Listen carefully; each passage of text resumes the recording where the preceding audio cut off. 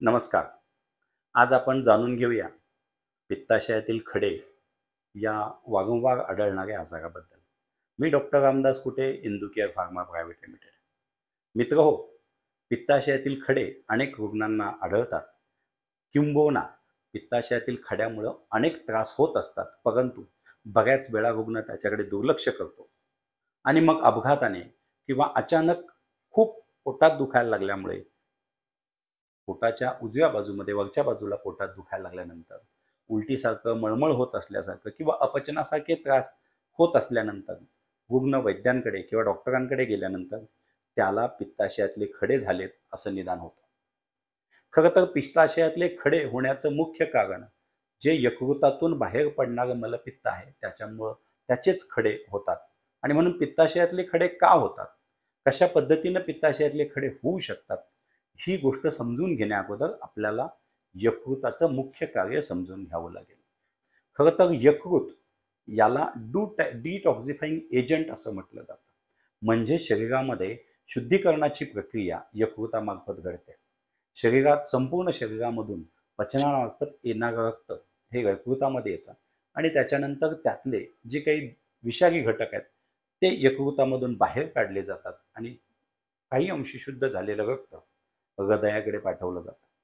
आणि ह्या शुद्धीकरण प्रक्रियेमध्ये एक मलपित्त किंवा ज्याला बायप्रोडक्ट म्हणू तो तयार होतो, त्याला बाईल म्हटलं जातं. ह्या बाईलचा जर आपण विचार केला तर या बाईलमध्ये कोलेस्ट्रॉल असतं, बिलिरुबिन असते जे पुढे जाऊन मूत्रामार्फत किंवा विष्ठेमार्फत बाहेर पडलं जातं. त्याचबरोबर याच्यामध्ये कोलेस्ट्रॉल असतं, त्याचबरोबर याच्यामध्ये बाईल सॉल्ट्स असतात, कॅल्शियम ऑक्झॅलेट सारखे सॉल्ट्स असतात. आणि यांची जी संरचना आहे हे खरं तर पचनासाठी आवश्यक घटक असतात आणि म्हणून पचनसंस्थेमध्ये याचा भाग असतो आणि म्हणून हे यकृतातून पित्ताशयात साठवले जातात आणि पुढे गरजेनुसार पचनासाठी पुढे पाठवले जातात. परंतु याच्या संरचनेत बदल झाला आणि कोलेस्ट्रॉल किंवा बाईल सॉल्टचं प्रमाण याच्यामध्ये बदल झाल्यास, बिघाड झाल्यास त्याच्यापासून सुरुवातीला स्लज आणि त्याच्यानंतर पित्ताचे खडे तयार होऊ शकतात, जे पित्ताशयामध्ये प्रामुख्याने होतात. जरी संपूर्ण बाईल ट्री ज्याला आपण म्हटलं जातं, म्हणजे बाईल डक्ट असेल, कॉमन बाईल डक्ट असतील किंवा गॉल ब्लॅडर असेल, इथे पित्ताचे खडे तयार होत असले तरी प्रामुख्यानं 90% जास्त खडे तयार होण्याचं प्रमाण हे गॉल ब्लॅडर अर्थात पित्ताशयात असतं. आता हे होण्याची कारणं काय आहेत? एक सर्वसामान्यपणे असं म्हटलं जातं की वयोवृद्ध अबाव 40 किंवा 40च्या पुढच्या रुग्णांना, विशेषतः महिलांना, त्याचबरोबर ज्यांची त्वचा खूप उजळ आहे किंवा गोऱ्या रंगाची त्वचा आहे, म्हणजे ज्या युरोपियन किंवा अमेरिकन लोकांना ह्या पित्ताशयातले खडे होण्याचं प्रमाण आशियातील लोकांपेक्षा, भारतीय लोकांपेक्षा जास्त प्रमाणात आहे. त्याचबरोबर ज्या महिलांनी विशेषतः त्यांच्या रिप्रोडक्टिव्ह एजमध्ये गर्भनिरोधक गोळ्या असतील, फिमेल हार्मोन्स, इस्ट्रोजन सारखे हार्मोन्स असतील, हे जर जास्त प्रमाणात घेतलं असेल तरी देखील त्यांना 40 नंतर खडे होऊ शकतात. काही लोकांना लंघन किंवा उपवास करण्याची सवय असते आणि जर अतिप्रमाणात उपवास झाला, 10 ते 15 दिवसापेक्षा एखादी व्यक्ती उपवास करत असेल तर त्याला देखील पित्ताचे खडे होऊ शकतात. कारण जेव्हा एखादी व्यक्ती उपवास करते त्यावेळी त्याच्या शरीरातला अधिकचा जो मेद आहे तो पचवला जातो आणि यकृतामध्ये कोलेस्ट्रॉलचं प्रमाण वाढतं. आणि म्हणून कोलेस्ट्रॉलचं प्रमाण वाढणं आणि बाईल सॉल्टचं प्रमाण कमी होणं अशी प्रक्रिया जर आली, अशी रचना जर झाली तर मात्र पित्ताचे खडे लवकर प्रमाणामध्ये होतात. आणि म्हणून पित्ताशयाचे खडे असणाऱ्या रुग्णांनी उपवास टाळले पाहिजेत. अशा महिलांनी शक्यतो हार्मोनल थेरपी किंवा ज्याला आपण हार्मोन्स म्हणतो अशा प्रकारची औषधोपचार पद्धती घेतली नाही पाहिजे. त्याचबरोबर दुधासारखे पदार्थ, दूध असेल, दही असेल, तूप असेल, लोणी असेल, की ज्याच्यामुळे कोलेस्ट्रॉल वाढू शकतं, किंबहुना यकृतातून बायप्रोडक्ट म्हणून कोलेस्ट्रॉल बाहेर पडतं, तर अशा व्यक्तींना शक्यतो दुधाचे पदार्थ असतील किंवा दुधासारखे पदार्थ असतील हे घेणं टाळलं पाहिजे. गॉल ब्लॅडर स्टोन होण्याचं किंवा पित्ताशयातली खडे होण्याचं दुसरं एक सर्वात महत्त्वाचं जे कारण दुर्लक्षित होतं ते म्हणजे बदललेल्या जीवनशैलीमध्ये आपण बऱ्याच वेळा रात्री जागरण करतो आणि दिवसा झोप घेतो. रात्री जागरण केल्यानंतर शरीरातलं कोलेस्ट्रॉल जे आहे ते यकृतातून बाईलमध्ये येतं आणि बाईल सॉल्टचं प्रमाण कमी होतं आणि यामुळे कोलेस्ट्रॉल वाढल्यानंतर देखील कोलेस्ट्रॉलचे पित्ताशयातले खडे तयार होतात आणि रुग्णांना वेदना जाणवायला लागतात. त्याचबरोबर ज्यांचं लाईफ सिडेंटरी आहे, ज्यांना व्यायाम खूप कमी आहे, ज्यांच्या शरीराची हालचाल खूप कमी आहे, अशा रुग्णांना देखील व्यायाम कमी असल्यामुळं यांच्या शरीरामध्ये कोलेस्ट्रॉल जास्त प्रमाणात साठून राहतं, जे की कोलेस्ट्रॉल बाईलमध्ये येतं आणि ज्याच्यामुळे पित्ताशयातले खडे होऊ शकतात. त्यामुळं व्यायाम न करणाऱ्या किंवा अत्यंत आरामशीर आयुष्य जगणाऱ्या शेठ लोकांना देखील पित्ताशयातले खडे होऊ शकतात. रात्रीचं जागरण शक्यतो अशा लोकांनी टाळलं पाहिजे. वारंवार चहा पिणारे रुग्ण किंवा चहा पिणाऱ्या व्यक्ती आणि विशेषतः तो दुधाचा चहा असेल तर अशा लोकांना देखील पित्ताशयाचे खडे होऊ शकतात. पित्ताशयाचे खडे होताना एक गोष्ट महत्त्वाची होते, त्यामुळे आपल्या आतड्यांची हालचाल जर मंदावलेली असेल, बऱ्याच वेळा कॉन्स्टिपेशन किंवा मलावस्तंभांच्या रुग्णामध्ये, याला स्लगिश इंटेस्टाईन म्हटलं जातं, यामध्ये आतड्याची हालचाल खूप कमी होते. त्या रुग्णाचं पोट सतत फुगलेलं असतं आणि त्यामुळं आतड्याची हालचाल कमी झाल्यामुळे बाईल सॉल्ट्स किंवा बाईल कोलेस्ट्रॉल कंटेंट असलेलं बाईल जे गॉलब्लॅडरमध्ये साठवलं जात आहे, त्याचबरोबर पॅनक्रियाटिक डक्टमधून येणारा पॅनक्रियाटिक ज्यूस जो आतड्यामध्ये यायला हवा आहे तो तेवढ्या प्रमाणात येत नाही आणि त्यामुळं गॉलब्लॅडरमध्ये ओव्हरलोड झालेलं बाईलचं उद्या रूपांतर पुन्हा खड्यामध्ये होतं.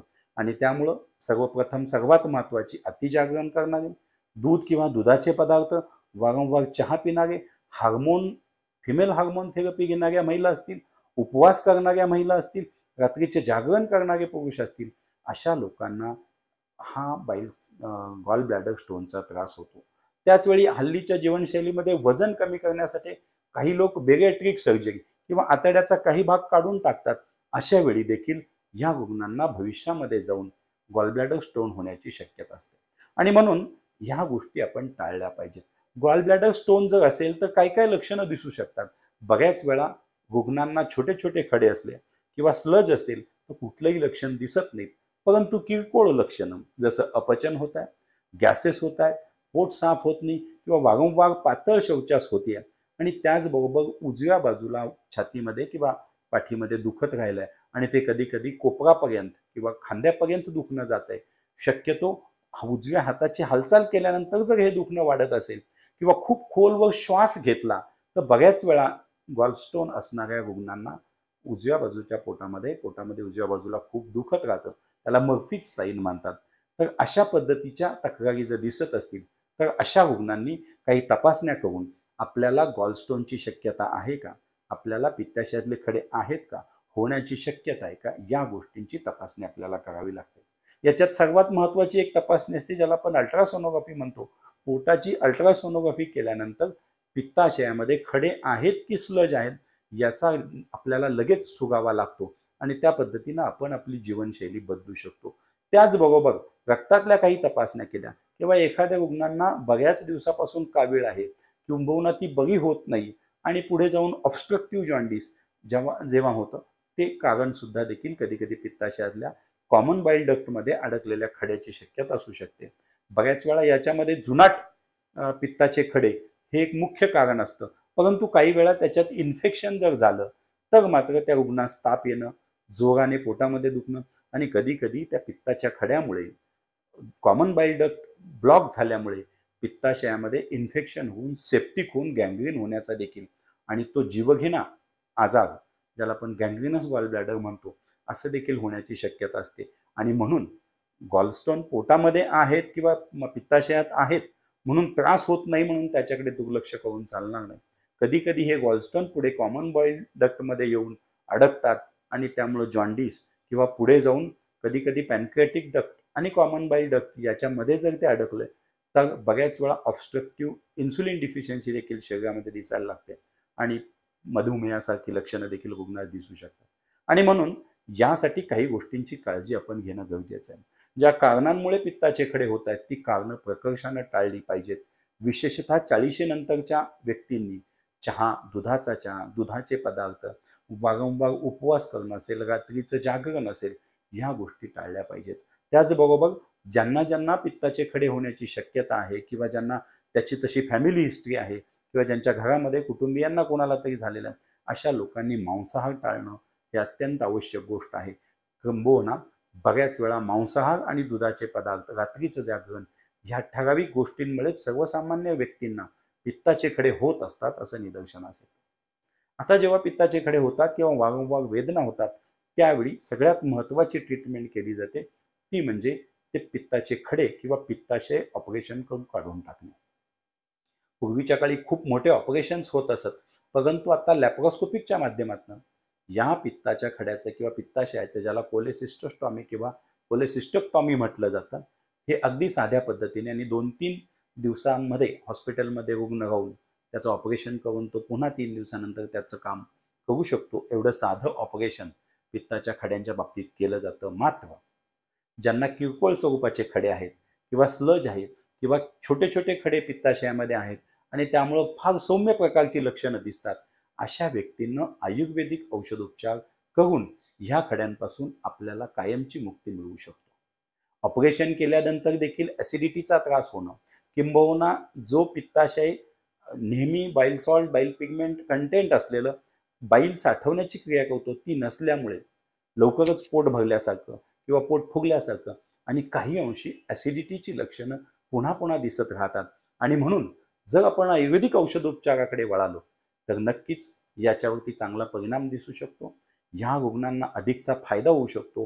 किंबहुना छोट्या स्वरूपातले 5 mm, 6 mm, 10 mm पर्यंतचे किंवा स्लज असलेले खडे काही पथ्यानं आणि आयुर्वेदिक औषधोपचारानं नक्की त्याच्यापासून आपण मुक्तता मिळवू शकतो. याच्यामध्ये औषधोपचार तरी कशा पद्धतीनं होतो, तर आयुर्वेदिक औषधोपचारामध्ये सर्वात महत्त्वाचं काम आहे की तुम्ही काही पथ्य पाळली पाहिजेत. आणि म्हणून ज्याला ज्याला पित्ताचा त्रास आहे, ज्याला ज्याला पित्ताशयातले खडे आहेत असं निदान पूर्वी झालेलं आहे, ज्याला ज्याला पित्ताशयामध्ये खडे होण्याची शक्यता आहे असा डॉक्टरांचा सल्ला आहे, अशा व्यक्तींना रात्रीचं जागरण टाळलं पाहिजे. अशा व्यक्तींना दूध आणि दुधासारखे पदार्थ टाळले पाहिजेत.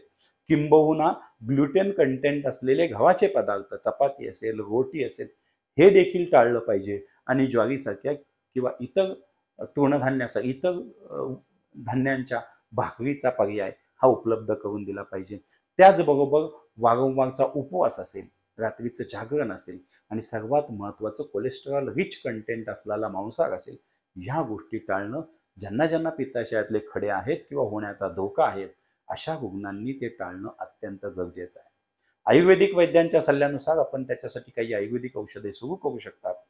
मला अभिमान आहे, आनंद वाटतोय की इंदू केअरनं GBD अर्थात गॉल ब्लॅडर डिसीजेस किंवा गॉल ब्लॅडर डिसीज GBD या नावानं एक अतिशय सुंदर GBD टॅबलेट्स नावाच्या गोळ्या विशेषतः पित्ताशयातल्या खड्यांवरती उपचार करणाऱ्या, त्यांच्यापासून लक्षणापासून मुक्ती देणाऱ्या आणि सौम्य प्रकारच्या क्रॉनिक कोलेसिस्टायटिस त्याचबरोबर कोलेलिथियासिसवरती अत्यंत यशस्वी सिद्ध ठरलेल्या गोळ्या म्हणजे GBD टॅबलेट्स. अनेक औषधोपचार त्याच्यामध्ये आहेत. त्याच्यामध्ये आवळा असेल, कालमेघ असेल, अपामार्ग क्षार असेल, अशा प्रकारची औषधं आणि सर्वात महत्त्वाचं यकृताचं काम सुधारणारं कुटकीसारखं औषध त्याच्यामध्ये आहे. जेव्हा हा खड्याची प्रक्रिया होते त्याच्यामध्ये रक्तातले असलेले दोष यकृतामधून बाहेर काढले जातात आणि त्यामुळे काही अंशी यकृताची कार्यक्षमता कमी होते. किंबहुना बऱ्याच वेळा गॉल ब्लॅडर स्टोन बरोबर एखाद्या रुग्णाला फॅटी लिव्हर डिसीज आहे असं देखील डॉक्टरांकडनं सांगितलं जातं. आणि म्हणून त्याच्यासाठी आयुर्वेदात वर्णन केलेली रक्तपाचक औषधं, या सर्व औषधांनी एक अत्यंत चांगलं औषध GBD टॅबलेट्स नावानं इंदू केअरनं बाजारात आणलंय.